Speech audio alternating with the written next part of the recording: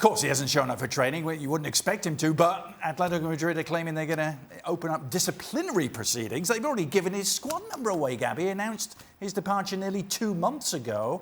Is it Barcelona just trying to stagger these payments? Is that the cause of these disputes?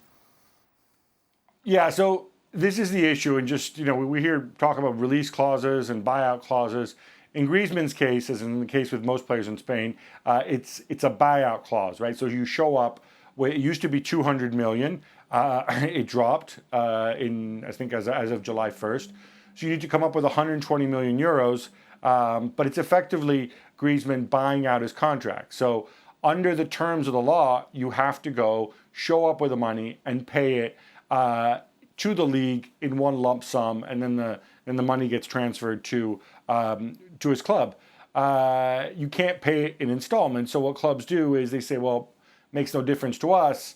Let's spread out the payments, because 120 million cash is a ton of money. Atletico Madrid are now saying, nope, no installments. And by the way, you shouldn't have been talking about him before, and he shouldn't have been talking to you, and we're going to open a disciplinary case. That's how serious we are.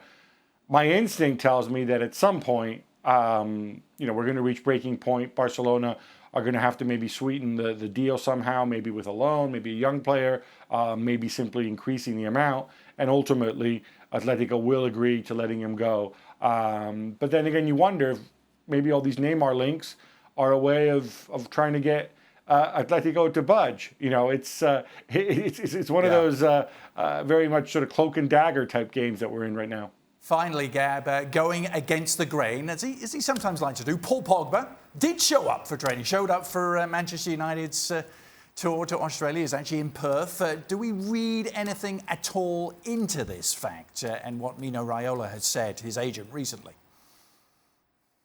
Well, look, I think I was on this very show telling you that Mino's going to do what Mino does. And, people think that agents only get paid when they move players. No, they also get paid when players extend their contracts. And Paul Pogba is at that time where he needs to extend his contract, and United would probably want to extend his contract. And it's a question of, I think, not just satisfying him economically, which United, I would assume, are prepared to do, but also giving him a sense of what the future is going to bring. Lock up Marcus Rashford. Decide what you're going to do with David De Gea. Sign Aaron Wan-Bissaka is great. Who else are you going to sign? What else are you going to do?